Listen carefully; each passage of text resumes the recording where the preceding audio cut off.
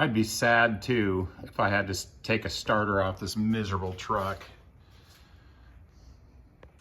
This is a 94 S-10 with a V6 4.3 and a 5-speed. So it's a manual transmission.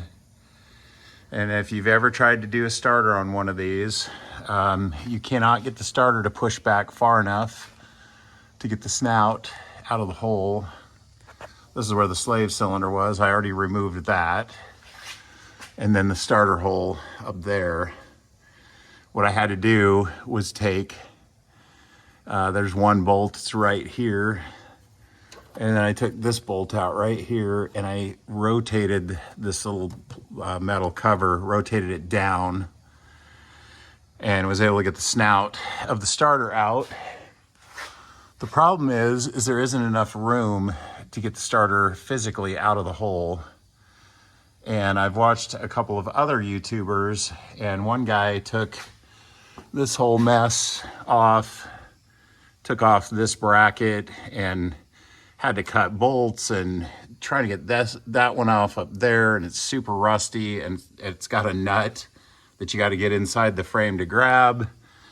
And then it occurred to me that maybe all we need to do is loosen up the two transmission mount studs and jack the whole back of the transmission up, which will lift that mess enough to get the starter out, hopefully. So let's try it.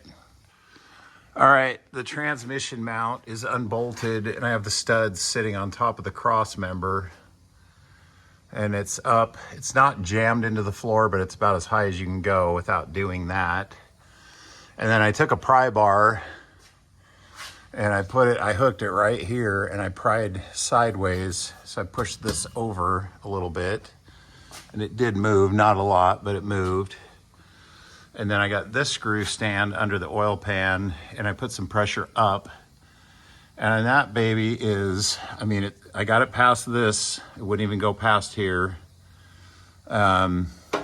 This little ear on the solenoid isn't clearing the bell housing and the side of the starter right here. So I think what I'm gonna do next, and it doesn't look that hard to get to. Let's see if I can get a camera on that. The motor mount bolt is right there. Sorry for my finger, but, and then the back side of it is right up there. And so I'm gonna take the motor mount bolt out, and I think if the engine is tipped up, it's gonna come out. All right, I got the motor mount bolt out, and it wasn't as bad as I thought, and it's probably raised up an inch or more. And the reason I got that motor mount bolt out halfway decent is because this air ratchet is mean, and I mean mean. It will pin your hand and make you bleed. So the only other thing, I had that thing so close and it still wouldn't quite come out. So I grabbed this piece of pipe and with the screw stand lifting the engine, that one back there lifting the transfer case and the transmission, I reached up into right here, right there. See that pipe with the tape on it? And I pried the engine sideways just barely, and that starter came out. So we got it.